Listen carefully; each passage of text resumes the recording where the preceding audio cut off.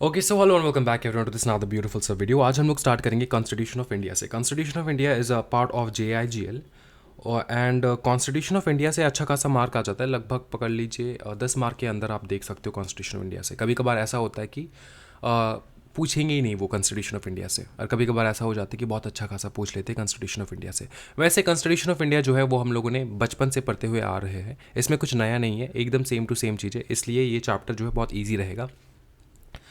Examination point of view से हम लोग ये पूरा चैप्टर करेंगे एंड याद रहे कि जो मैं करवाऊंगा वही आपको करना है, उसके अलावा आपको कुछ नहीं करना है। एग्जामिनेशन से क्वेश्चंस वही से बनेंगे। स्मार्ट स्टडी करना है एक्चुअली। कॉन्स्टिट्यूशन ऑफ इंडिया, क्योंकि मैं आपको बता दूं कॉन्स्टिट्यूशन ऑफ इंडिया वैसे भी एक ऐसा चैप्टर है जो हम लोग बचपन से पढ़ते हुए आ रहे हैं, ठीक है। तो इसमें से मतलब सरप्राइजिंग क्वेश्चंस कुछ नहीं बनता, इसमें से जो भी क्वेश्चंस बनते हैं वो मेरे को पता होता है कि हाँ जी ये क्वेश्चंस आने वाले हैं, ठीक है। चलो कॉन्स्टिट्यूशन ऑफ इंडिया पढ़ेंगे। सबसे पहले हम लोग देखेंगे कॉन्स्टिट्यूशन ऑफ इंडिया में जो है प्रियम्बल। प्रियम्बल क्या होता है? प्रियम्बल एक आइडिया देता है कि कॉन्स्टिट्यूशन बना किस लिए है, ठीक है। प्रियम्बल क्या है? प्रियम्बल एक आइडिया देता है कि यार ये कॉन्स्टिट्यूशन ऑफ इंडिया जो है ये बना इस कारणवश है, ठीक है। तो किस कारणवश से बना है कॉन्स्टिट्यूशन इंडिया, एक बार देख लेंगे हम लोग। पढ़ते एक बार हम लोग, ठीक है। क्या बोला गया है यहाँ पर देखो।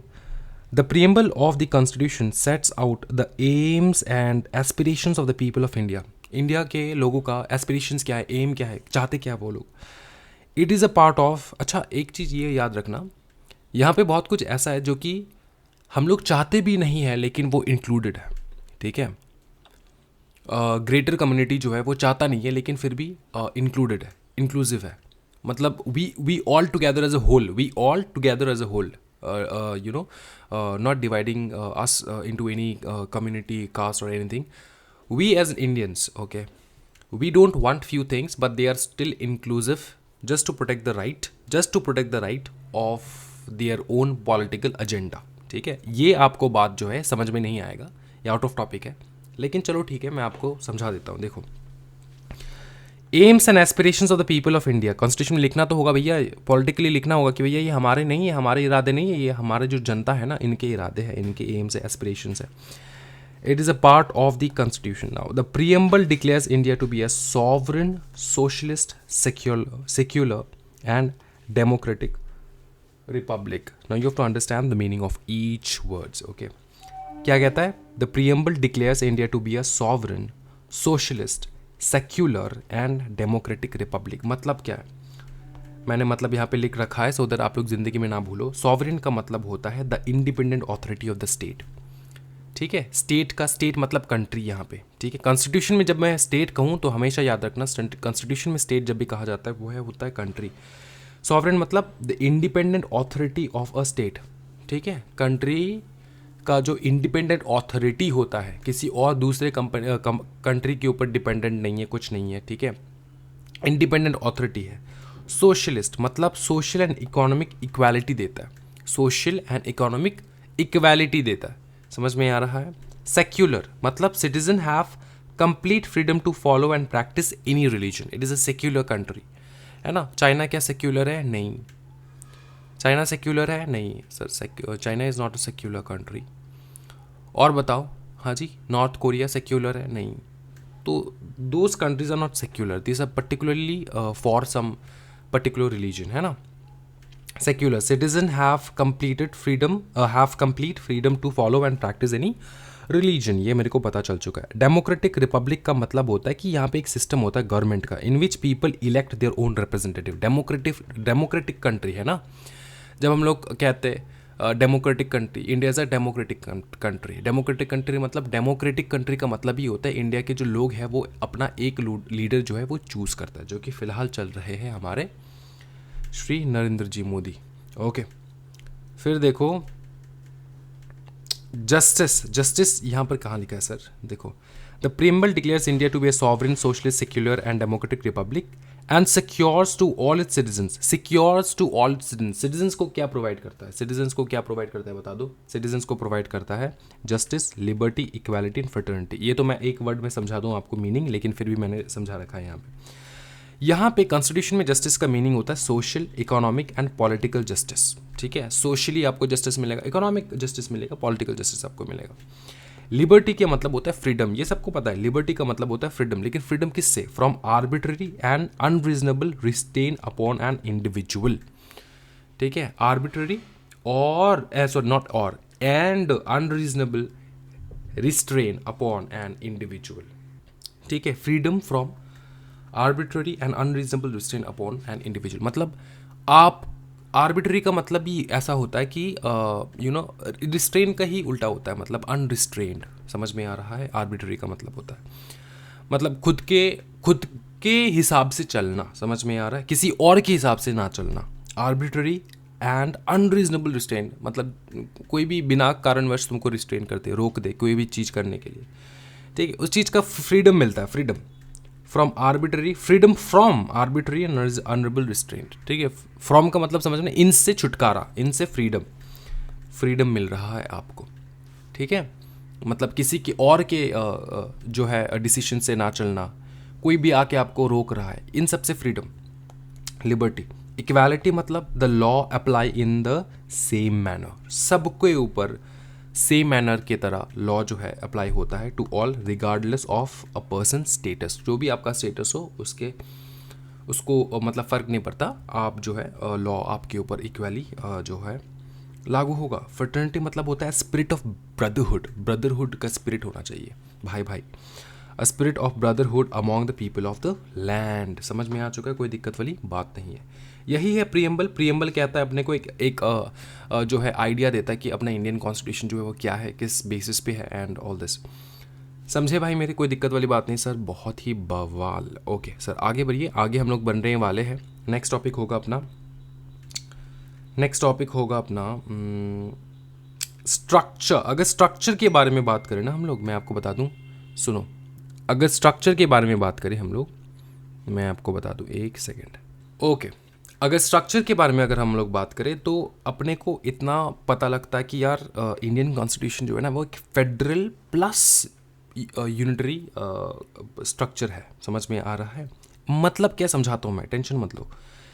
Constitution of India is basically federal but with certain unitary features. अब ये दोनों चीज़ क्या है, इसके लिए, इसको समझने के लिए आपको थोड़ा समझना होगा। मैंने यहाँ पे लिख रखा है, एक वर्ड में समझ लेंगे, ठीक है, ज़्यादा कॉम्प्लिकेट नहीं करेंगे। फेडरल का मतलब होता है ना जहाँ पे हायरार्की सिस्टम हो, हायरार्की सिस्टम। फेडरल मतलब जैसे अपने मैं आपको बता दूँ, जैसे अपने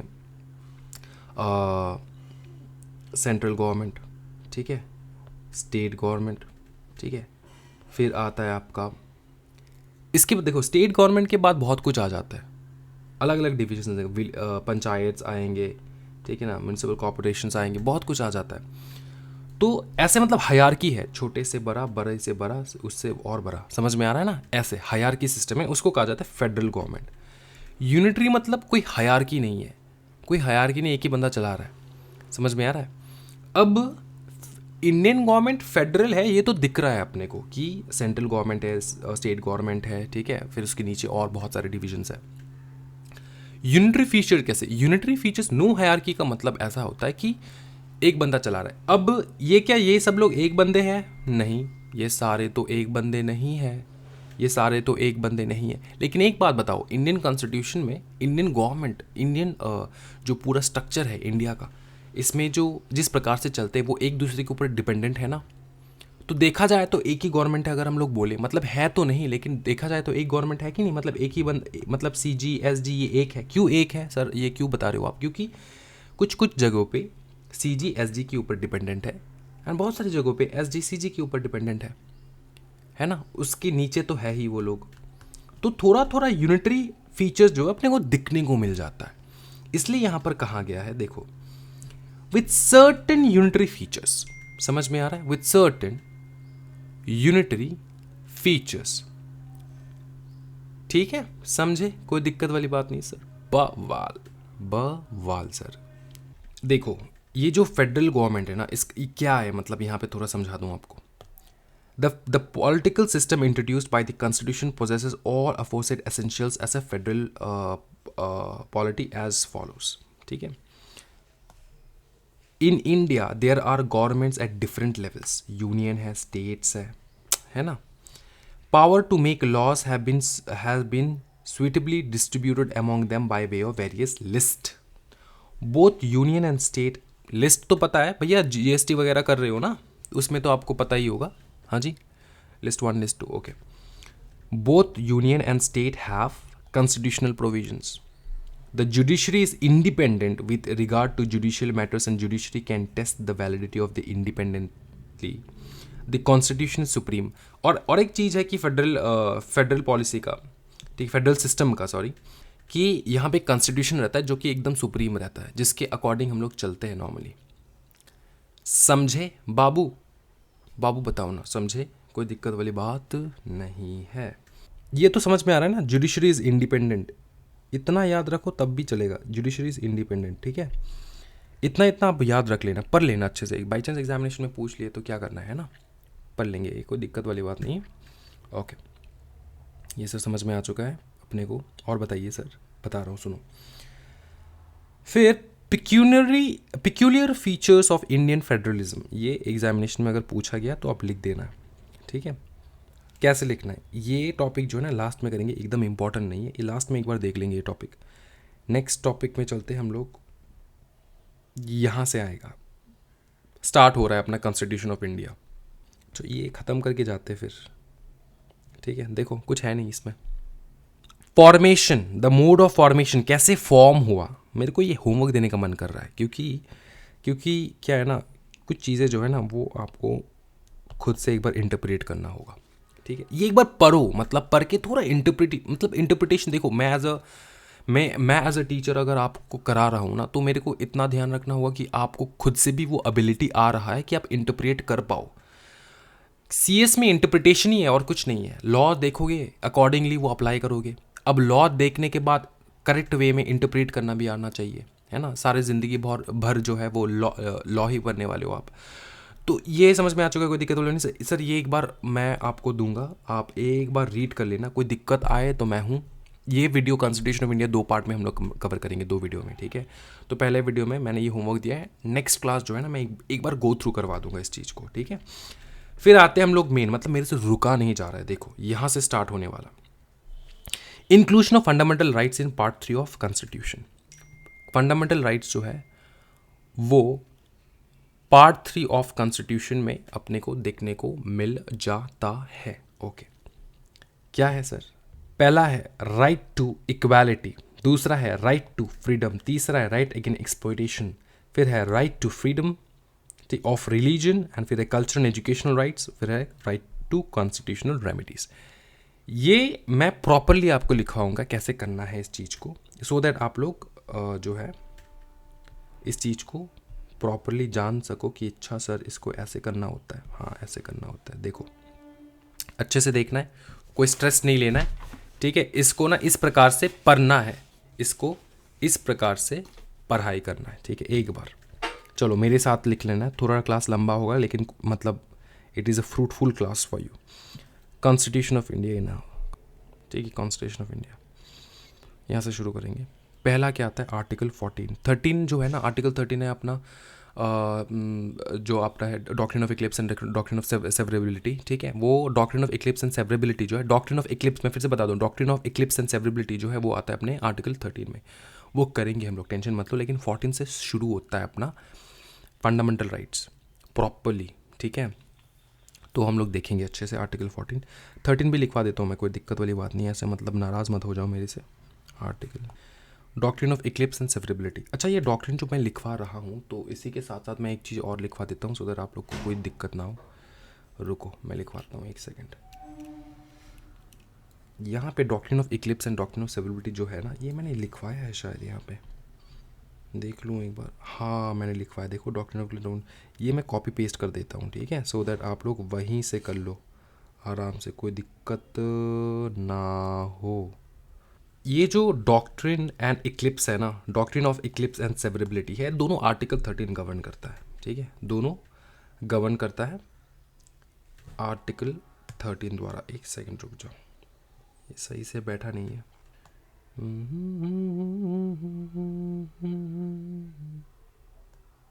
अभी ठीक है, ओके। ये जो doctrine of Eclipse and doctrine of severability ना, ये कौन गवर्न करता है? देखो ना अच्छे से, ये गवर्न करता है आर्टिकल 13। ये क्या है? देखो सिंपल चीज़ मैं आपको समझा देता हूँ, सिंपल चीज, डॉक्ट्रिन ऑफ इक्लिप्स क्या है पहले पढ़ लेते हैं। As per the doctrine of eclipse if a new fundamental right is made which is inconsistent with an existing law, then the existing law becomes dormant because fundamental rights eclipse the law, but that law. But if in the future that fundamental right is removed, then the existing law again becomes active and effective. इसका मतलब क्या मैं समझाता हूँ। देखो आपको पता है कोई भी लॉ है ना, कोई भी लॉ बन रहा है अब, वो इम्पॉर्टेंट है या फिर अपना फंडामेंटल राइट्स इम्पॉर्टेंट है। याद रखना फंडामेंटल राइट्स को मद्देनज़र रखते हुए ही सारे लॉज जो है वो बनाया जाता है, वो क्रिएट किया जाता है। ठीक है, पकड़ लो कोई ऐसा नया न्यू फंडामेंटल राइट गवर्नमेंट ने इंट्रोड्यूस किया, न्यू फंडामेंटल राइट गवर्नमेंट ने इंट्रोड्यूस किया जो कि प्रेजेंट लॉ के साथ मेल नहीं खाता, प्रेजेंट लॉ के साथ मेल नहीं खाता। तो प्रेजेंट लॉ के साथ अगर वो जचता नहीं है, वो मैच नहीं करता, ऑपोजिट है, ठीक है, रिपेल कर रहा है, तो क्या करेंगे, इस लॉ को हम लोग ढक देंगे इस न्यू फंडामेंटल राइट के साथ। न्यू फंडामेंटल राइट इसको इक्लिप्स कर जाएगा। इक्लिप्स का मतलब क्या होता है? हाँ जी, ढक देना, ठीक है, इक्लिप्स कर जाना। तो ये था नया लॉ, ये था पुराना लॉ, ठीक है। अब नया फंडामेंटल राइट जो है वो ऐसे आ जाएगा और इसको ढक देगा, और इसको इस प्रकार से ढकेगा, इस प्रकार से ढकेगा कि ये इनएक्टिव हो जाएगा और जो नया फंडामेंटल राइट है वो एक्टिव रहेगा। ऐसे करके ढक देगा इसको। पीछे तो है, दिख रहा है ना।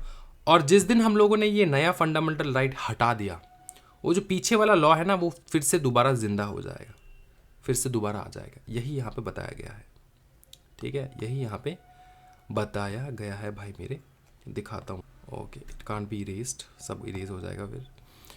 बोले as per doctrine of eclipse if a new fundamental right is made which is inconsistent with an existing law, then the existing law becomes dormant. Then the existing law becomes dormant because fundamental right eclipse.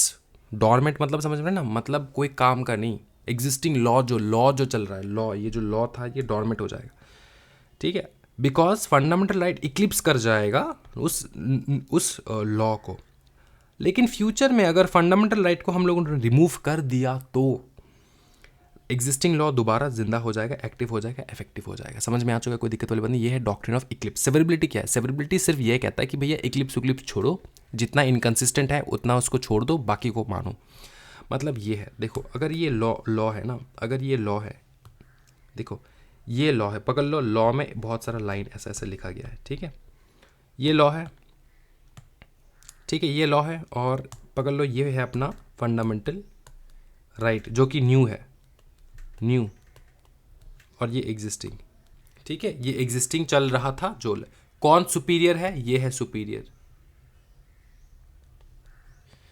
ये है superior, है ना, ये वाला fundamental right हमेशा superior रहता है, तो ये इसको इक्लिप्स कर जाएगा according to doctrine of eclipse. Severability कहता है, कहते देखो ना, देखो मैंने कितना लाइन लिखा है, बोले मैंने कितना लाइन लिखा है, बोले कि यहाँ पर तो 4 लाइन है, 1 2 3 4, और फंडामेंटल राइट में कितना लाइन है? फंडामेंटल राइट में भी 4 लाइन है, 1 2 3 4 लाइन्स को पकड़ लो प्रोविजंस फॉर एग्जाम्पल। तो क्या सारे पूरे के पूरे लॉ जो है और फंडामेंटल राइट जो है वो एक दूसरे के साथ मेल नहीं खाता क्या? या तो थोड़ा बहुत मेल नहीं खाएगा, जितना मेल नहीं खा रहा है उसको छोड़ दो, बाकी को फॉलो करो कम से कम। तो लॉ, तो सेवरेबिलिटी कहता है पकड़ लो पहला 2 लाइन जो है ना वो मैच नहीं करता, ऑपोजिट है एग्जिस्टिंग लॉ का, तो इसको फॉलो मत करो। लेकिन लास्ट के जो 3 4 है, ये दोनों एक दूसरे के साथ आराम से जाते, कोई दिक्कत वाली बात नहीं है, ठीक है, तो इसको तो फॉलो कर लो, इसको फॉलो करो, क्या दिक्कत है, इसको फॉलो करो,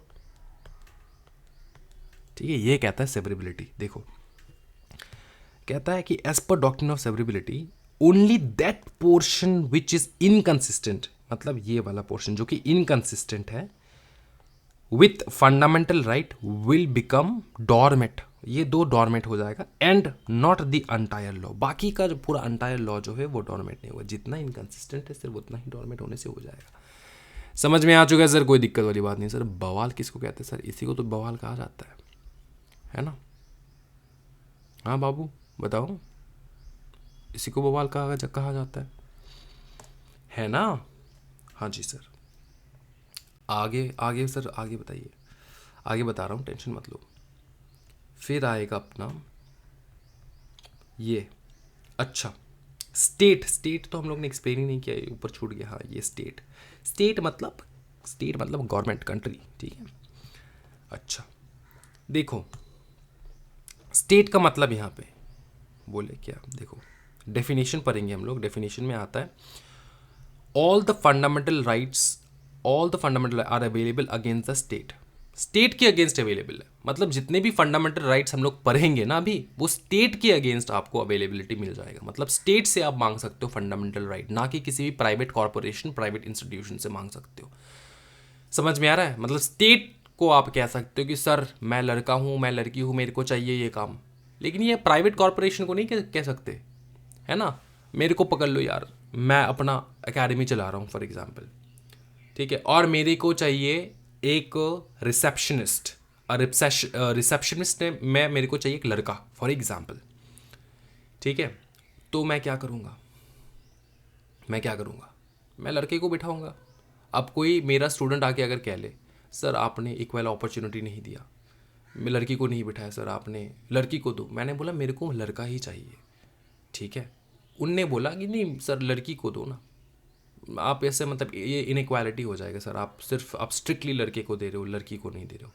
तो बेटा मैं आपको चीज़ को समझा दूँ, ये जो फंडामेंटल राइट्स वगैरह ये स्टेट से मांगो आप। स्टेट मतलब गवर्नमेंट से, कंट्री से मांगो, मेरे से नहीं।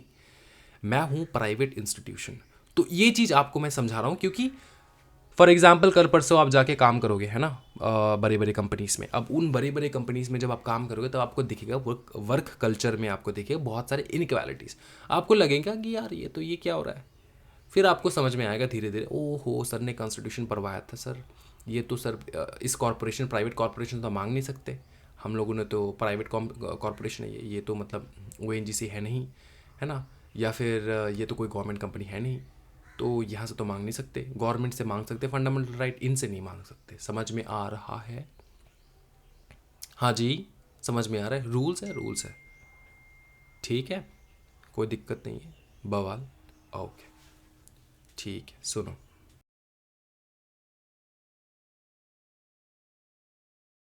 ठीक है, समझे, कोई दिक्कत वाली नहीं। स्टेट क्या है, स्टेट में क्या क्या आता है सर? स्टेट में आता है, मैं आपको समझाता हूँ। स्टेट में आता है अपना, स्टेट में आ जाता है अपना the government of India, the parliament of India. The government of India, the parliament of India आ जाता है, ठीक है। मतलब ये सेंट्रल लेवल का, अब ये स्टेट लेवल का।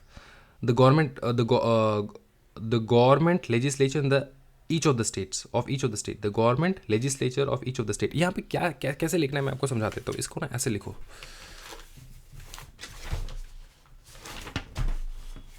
लिखो, ऐसे नहीं होगा, ये होगा आपको government of parliament of India, ये ठीक है। यहाँ पे लिखो, बी में लिखो the government and the legislature of each of the state. The government and, the government and the legislature of each of the state, ऐसा होगा। गवर्नमेंट मतलब state government and the legislature, उसका लेजिस्लेचर।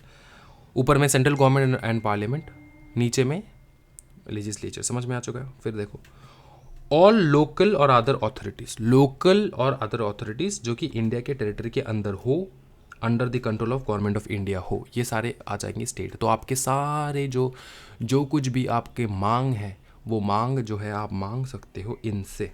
पहला क्या बता दो फटाफट, गवर्नमेंट ऑफ इंडिया, ठीक है, एंड पार्लियामेंट ऑफ इंडिया, ठीक है, ये हो चुका है। बी, गवर्नमेंट एंड, ठीक है, गवर्नमेंट एंड दी लेजिस्लेचर। यहाँ पे गवर्नमेंट मतलब स्टेट गवर्नमेंट, ठीक है, lecture of the legislature of each, legislature of each of the states, ठीक है। फिर है आपका all local, all local or other authorities, all local or other authorities, ठीक है, all local or other authorities. फिर आ जाएगा आपको all local और other authorities आ गया. फिर ये जो all local और other authorities ना, इसके अंदर में लिखना है within the territory of India, within the territory of India, within the territory of India, within the territory of India. और नंबर 2, अगर इंडिया के टेरिटरी के अंदर नहीं है लेकिन कम से come under the control of the government of India हो, है ना, control of the government of India हो. ओके, जैसे फॉरेन कंट्रीज़ में एम्बेसीज रहते हैं, वो तो इंडियन गवर्नमेंट के कंट्रोल होता है ना, Indian embassy, CONTROL, control of government of India. ठीक है, ये सारे हैं अपने लोकल अथॉरिटीज़, सॉरी स्टेट के अंदर आ जाता है सब कुछ.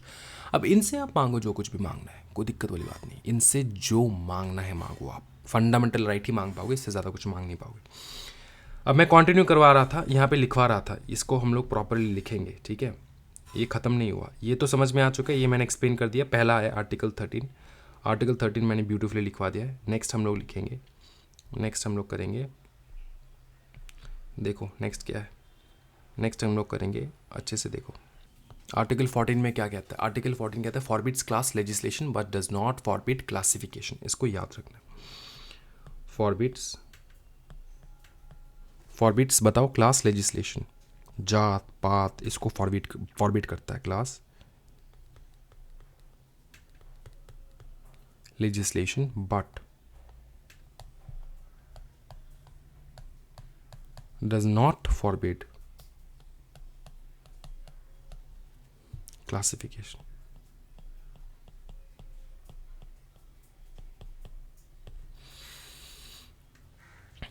मतलब जात पात तो मना करता है, क्लास लेजिस्लेशन मना करता है, लेकिन क्लासिफिकेशन मना नहीं करता. क्लासिफिकेशन मतलब जैसे डॉक्टर, इंजीनियर, लॉयर, ठीक है, इस प्रकार से. समझ में आ रहा है? हाँ जी.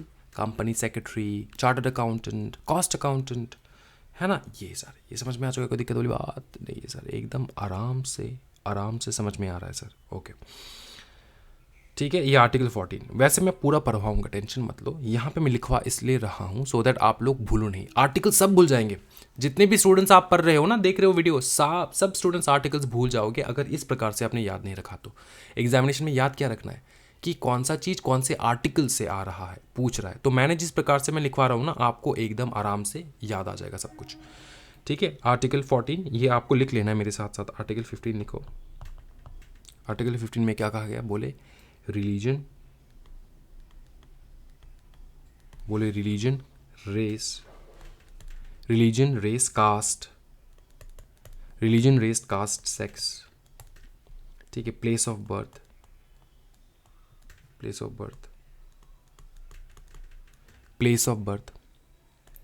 फिर access to shop, access to shops, public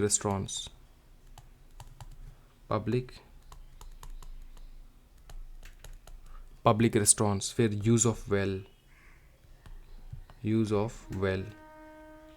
मतलब पता है ना, कुआं, टैंक्स, फिर bathing ghats, roads and places of public resort. ठीक है, ये चीज़, religion, race, caste, sex, place, birth, access to shops, इसका राइट मिलता है आपको. Right to religion, caste, sex, place of birth, access to shops. ठीक है, पब्लिक रेस्टोरेंट्स में जा सकते हो आप. ऐसा नहीं कि अच्छा तुम कौन से जात के हो, अच्छा दलित हो, नहीं आ सकते भाई, सॉरी, ऐसे नहीं हो सकता भाई मेरे. ठीक है, तुम कुछ भी हो, ये मतलब क्लासिफिकेशन हो ही ना, मतलब क्लास लेजिस्लेशन के बेसिस पे, जात पात के बेसिस पे आपको कोई भी रोक टोक नहीं हो सकता इसमें. ठीक है, समझ में आ रहा है?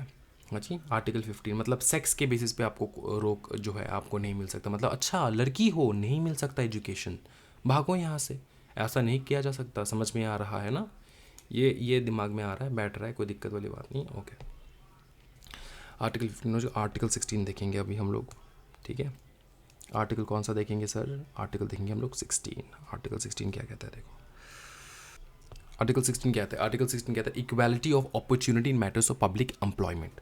कहता है equality of opportunity in matter of public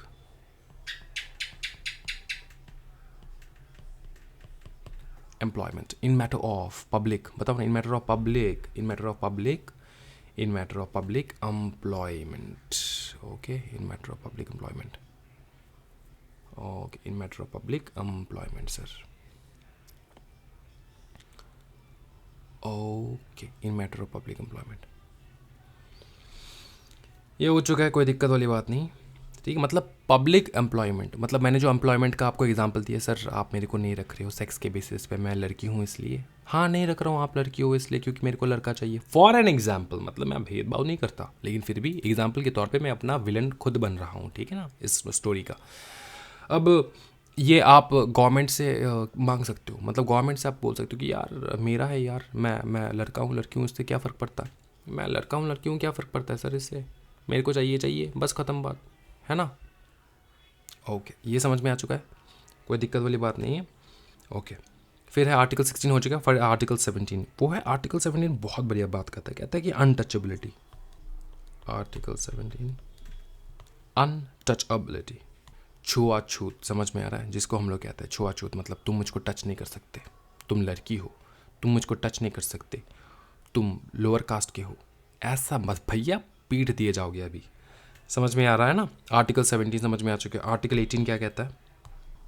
article 18 क्या कहता है? आर्टिकल 18 सर बहुत मज़ेदार बात कहता है कि एबोलिशन ऑफ टाइटल्स, कहता है एबोलिशन ऑफ टाइटल्स, क्या कहता है abolition of titles sir, abolition of titles. फिर देखो,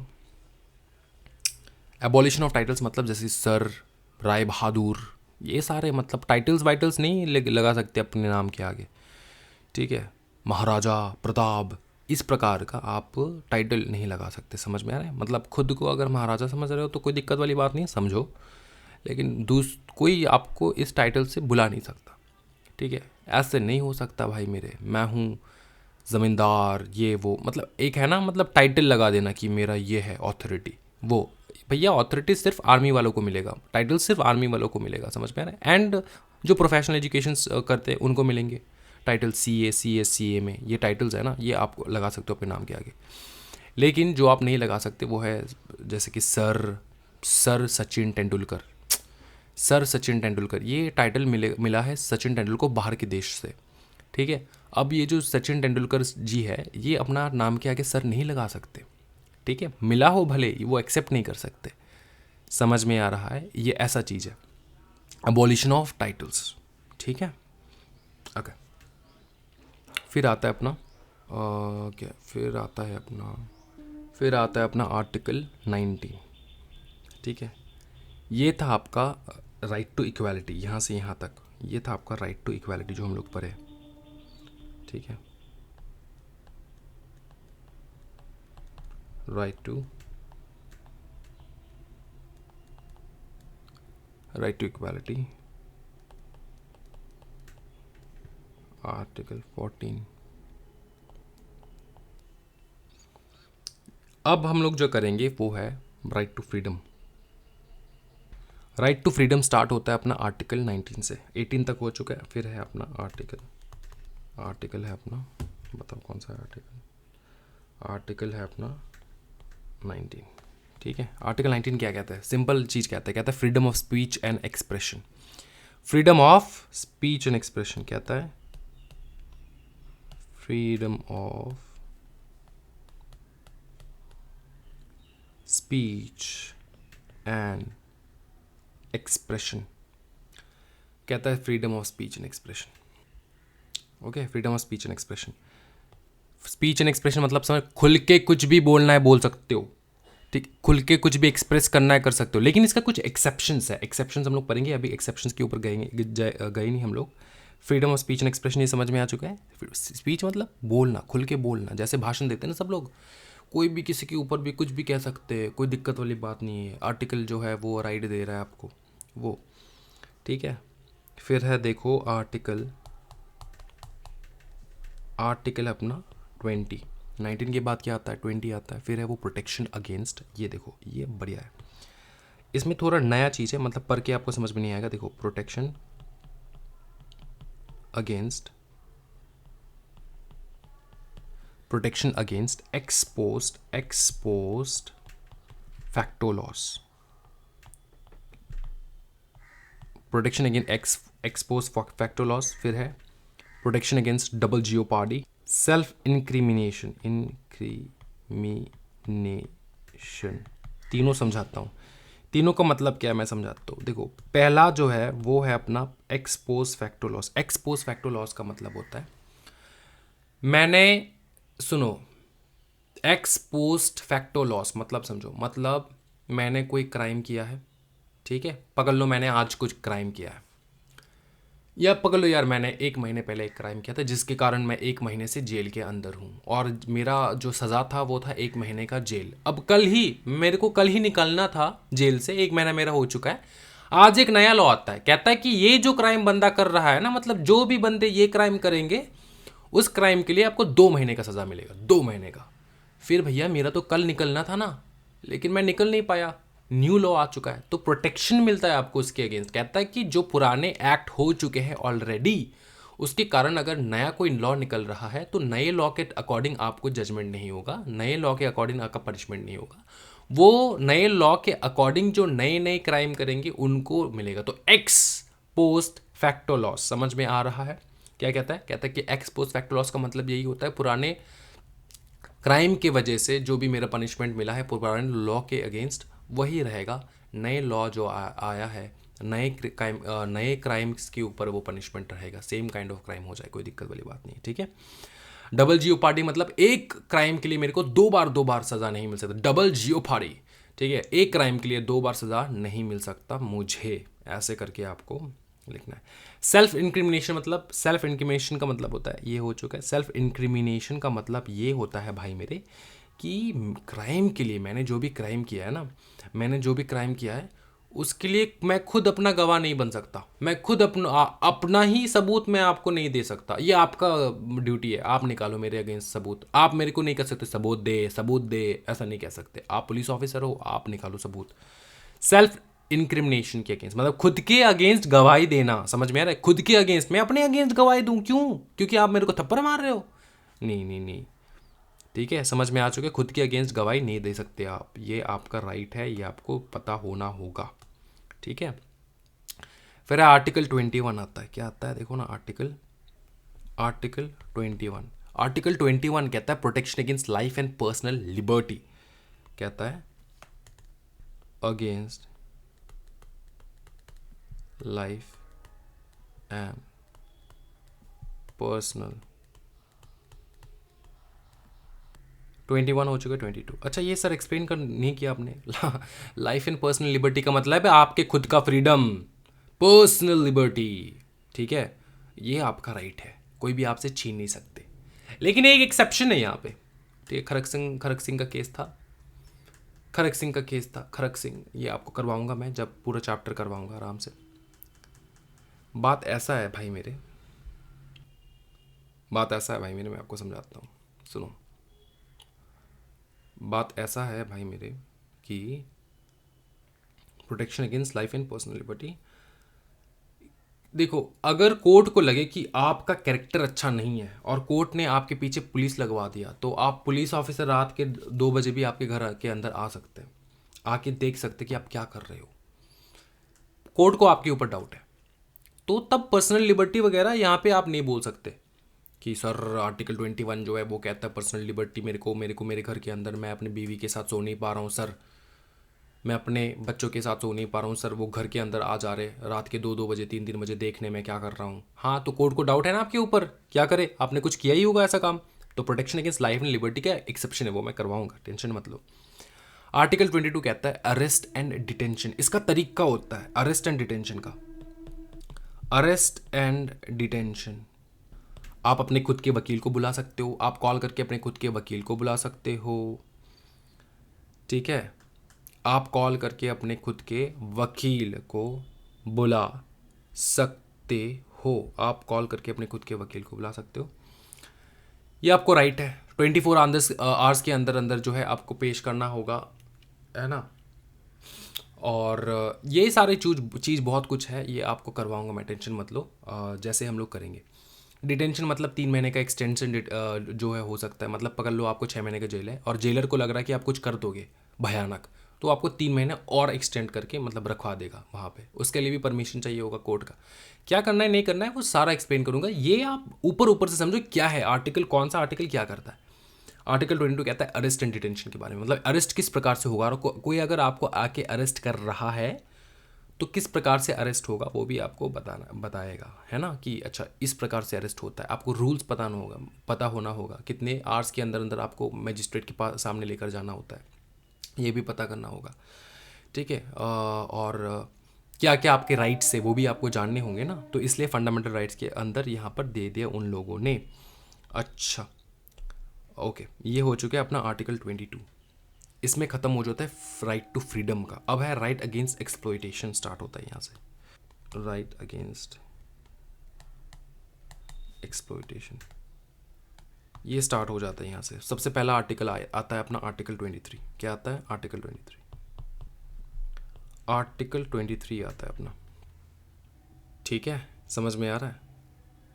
आर्टिकल 23 आता है यहाँ पे सबसे पहले।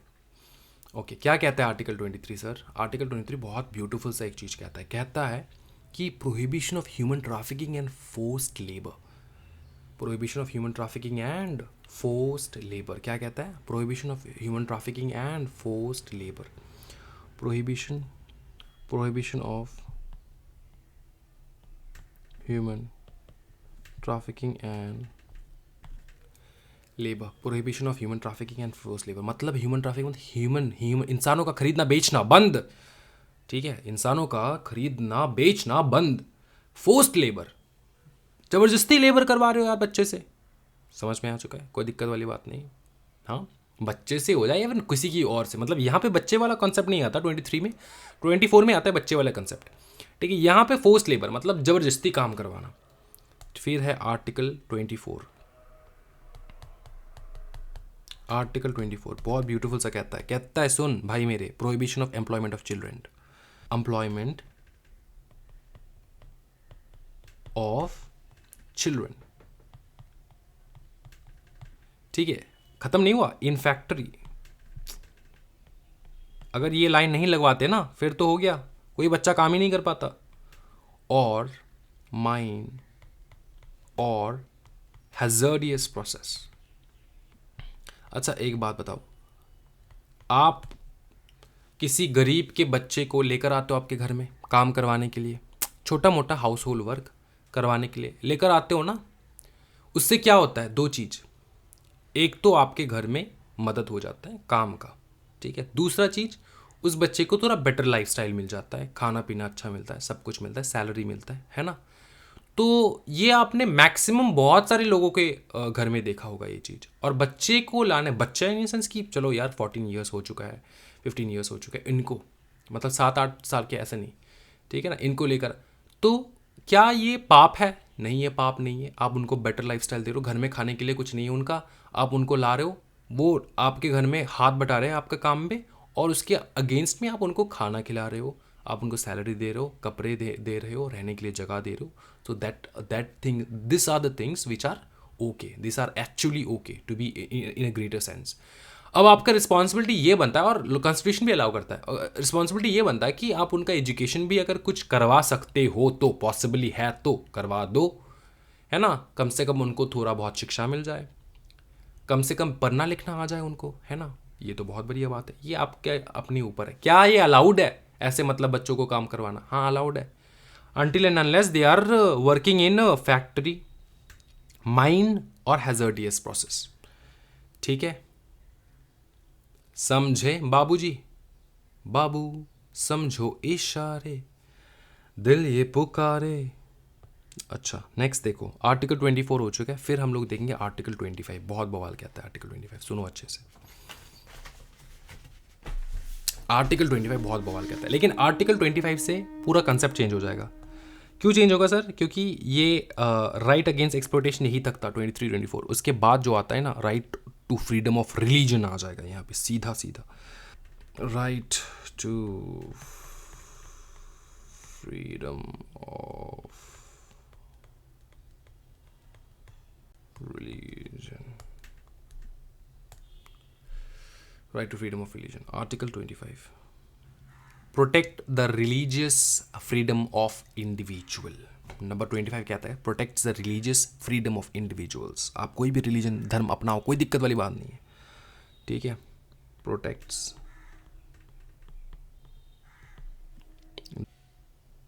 इंडिविजुअल्स, ठीक है।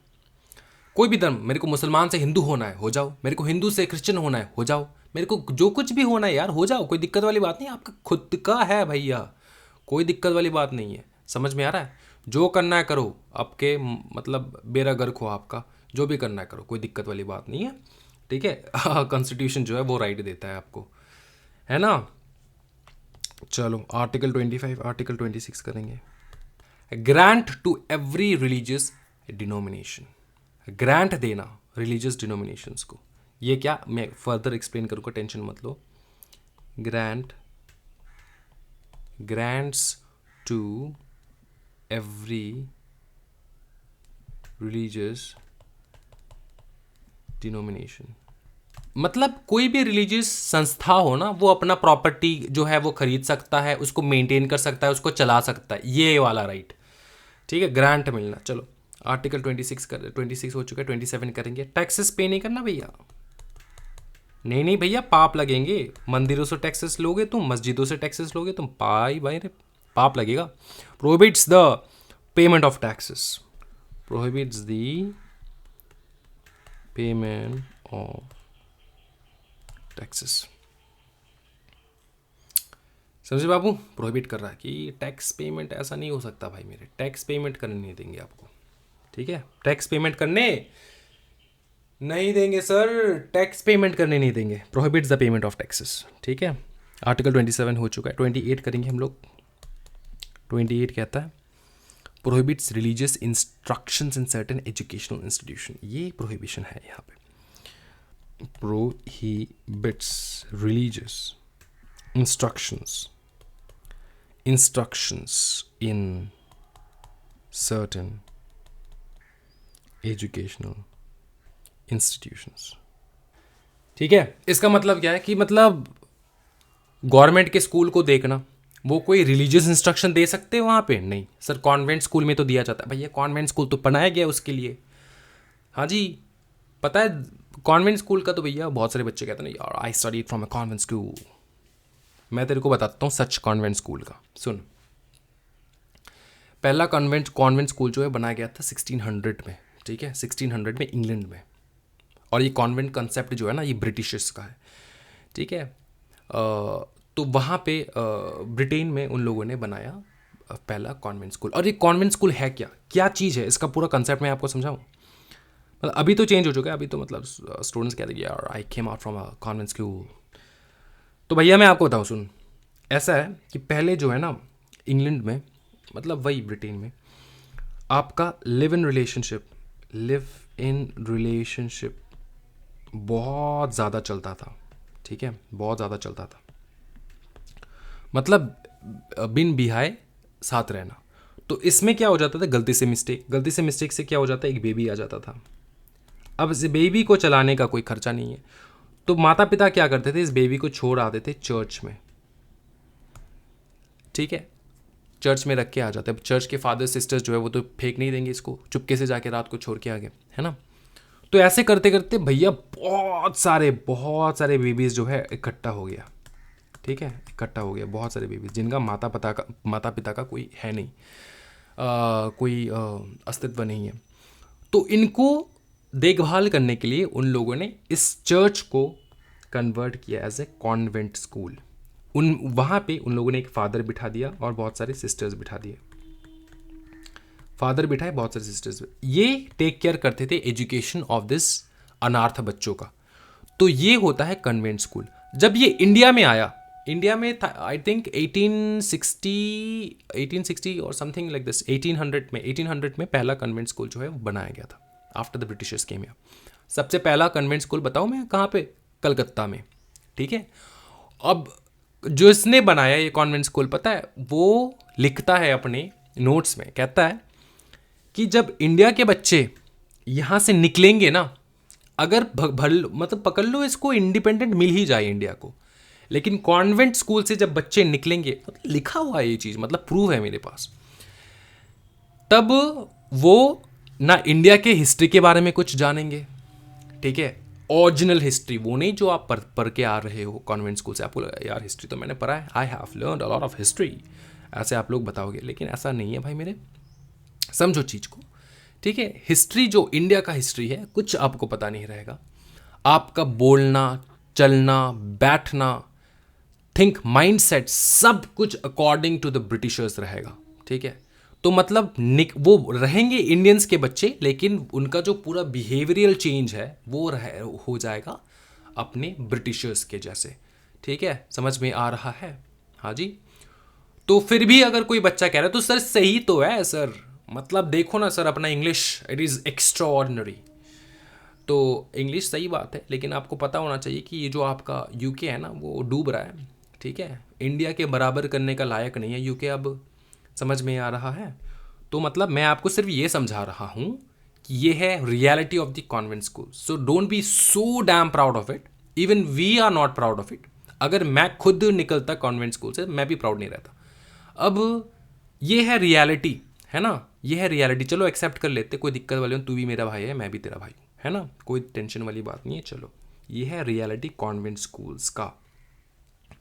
Got it? So that is the dam reality of the entire mechanism of convent school. तो ये आपको ट्रेन किए। सो अगर आप सोच रहे हो कि we are a better person from any other, we are a better students और better you know in every field from any other student, then make sure one thing, you know, maybe you are better in something, maybe you're better in some fields, maybe you're better in your speaking skills or anything else, but I'll tell you one thing, you are a produced product, ठीक है, you are a product of the British Empire। समझ में आ रहा है ना? This is a reality. Okay okay, चलो ठीक है, नो प्रॉब्लम। चलो सर आगे बढ़ते हैं। चलो, मतलब ज़्यादा हार्श तो नहीं हो गया? नहीं, मतलब बताना पड़ता है भाई मेरे, अगर तुमको मैं अब नहीं बताऊंगा तो तुम कहते रहोगे ना कि मैं कॉन्वेंट स्कूल से हूँ, कॉन्वेंट स्कूल से हूँ। तो रियलिटी जानना भी बहुत ज़रूरी है। अभी भी बोलोगे कॉन्वेंट स्कूल में हूँ, हाँ बोलो, कोई दिक्कत वाली बात नहीं, अपना अपने ऊपर है भाई मेरे। मैं तो भैया गवर्नमेंट स्कूल का स्टूडेंट हूँ, मजाक कर रहा हूँ यार, आई एम नॉट फ्रॉम चल ज़्यादा बात नहीं करते। चलो, culture and educational rights 29 and 30 start करते हैं हम लोग। 28 हो चुका है राइट, उसके बाद आता है अपना culture and educational rights. Okay, cultural and educational rights, ये समझ में आ चुका है भाई मेरे। कल्चर एंड एजुकेशनल राइट्स पढ़ेंगे, ये सर देख के समझ आ रहा है सर, कुछ तो कल्चर की रिकॉर्ड होगा। हाँ, आर्टिकल 19 क्या कहता है देखो, 19 नहीं 29 कहता है protection of interest of minorities. क्या कहता है? Protection of interest of minorities, protection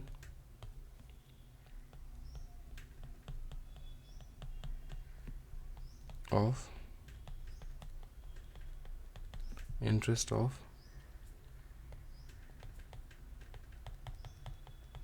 minorities. Article 30, article 30 क्या कहता है? माइनॉरिटीज मतलब कोई भी माइनॉरिटी सेक्शन, समझ में आ रहा है? माइनॉरिटी, माइनॉरिटीज में जो आते हैं, हिंदुस्तान में मेजॉरिटी में कौन है? हिंदूस। वैसे हिंदुस्तान में जो भी लोग रह रहे हैं सभी हिंदूज है, लेकिन चलो ठीक है, हिंदू तो रिलीजन नहीं है ना। हिंदू मतलब क्या? नाइजीरिया में जो रहता है उसको नाइजीरियन कहते हैं, है ना।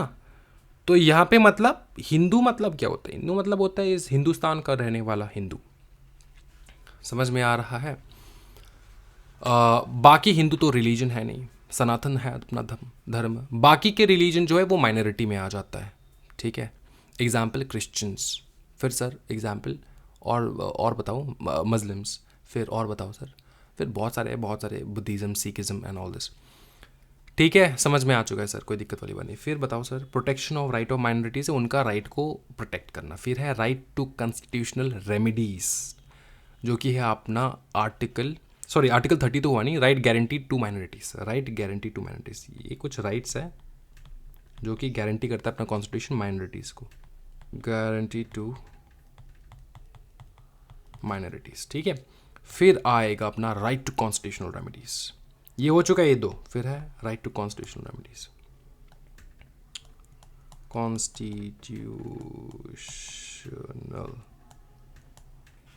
कॉन्स्टिट्यूशनल रेमेडीज का राइट देता है।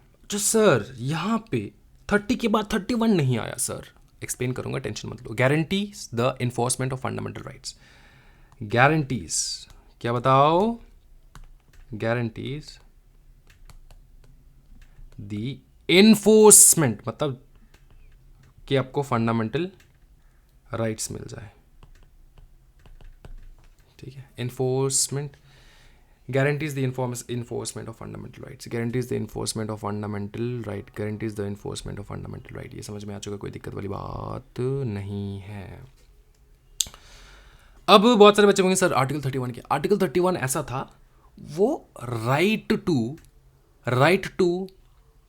जो है ना प्रॉपर्टी देता था, right to property, right to property, right to property. अब ये सुनो, ये है हम लोग पर है फंडामेंटल राइट्स, मतलब ये गवर्नमेंट से आप मांग सकते हो। तो राइट टू प्रॉपर्टी मतलब आपको प्रॉपर्टी चाहिए दो, तो अगर आपको प्रॉपर्टी चाहिए दो, ये फंडामेंटल राइट्स में घुसा दे, तो भैया कोई भी इंसान जो है, आज मैं भी जाके बोल सकता हूँ गवर्नमेंट को, गवर्नमेंट मेरे को ज़मीन दो, मेरे को चाहिए प्रॉपर्टी, मेरे को प्रॉपर्टी चाहिए चाहिए चाहिए, मेरे को दो प्रॉपर्टी, तो गवर्नमेंट को देना पड़ेगा। ऐसा तो इंडिया का सारा लैंड खत्म हो जाएगा, है ना।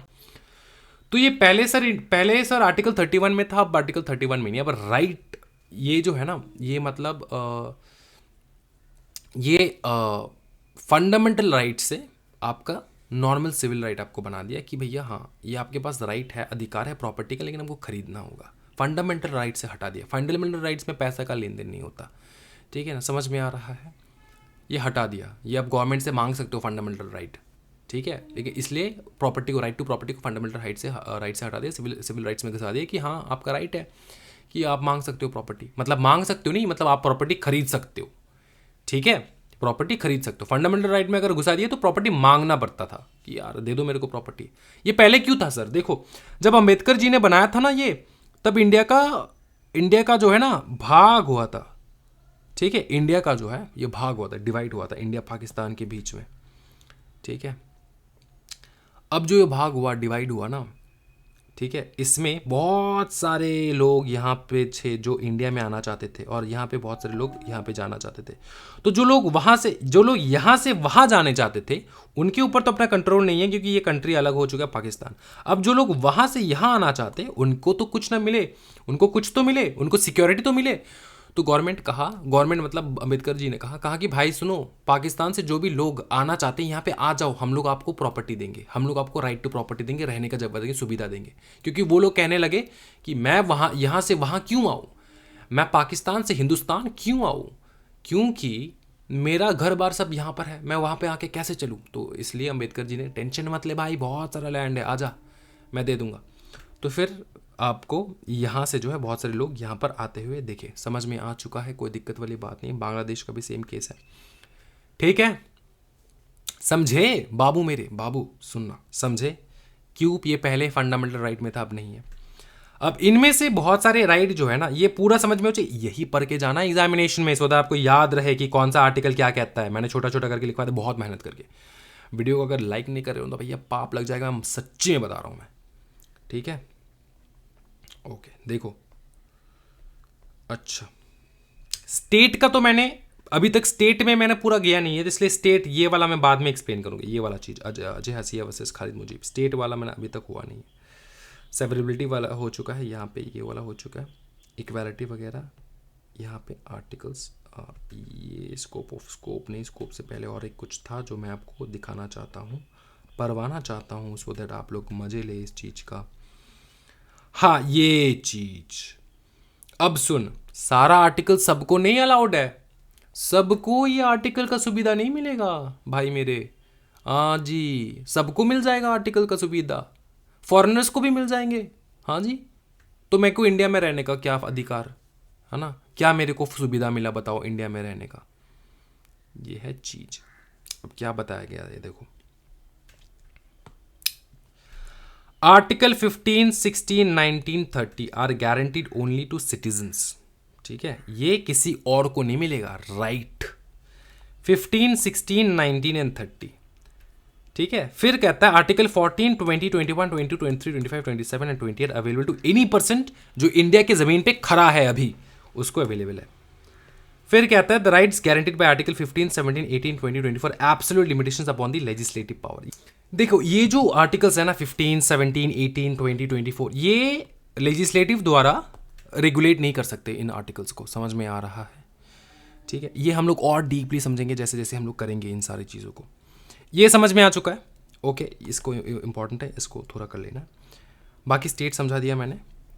ठीक है, और कुछ अगर मैं देखूँ, कल ना सुपर फास्ट करवाऊंगा मैं, सुपर फास्ट कल, मतलब नेक्स्ट क्लास सुपर फास्ट, शायद और एक क्लास 2 क्लास लग जाए, लेकिन मैं कोशिश करूँगा 2 क्लासेस में ही वाइंड अप कर दूँ। सुपर फास्ट करूँगा क्योंकि यहाँ पे मैंने एक्सप्लेन कर दिया ऑलरेडी, मैं मार्किंग करवाऊँगा कल आराम से। ठीक है, तो इस वीडियो को यहीं तक रखते हैं भाई मेरे, बहुत इंटरेस्टिंग सा वीडियो था। Thank you so much everyone, happy learning guys, bye bye and take care.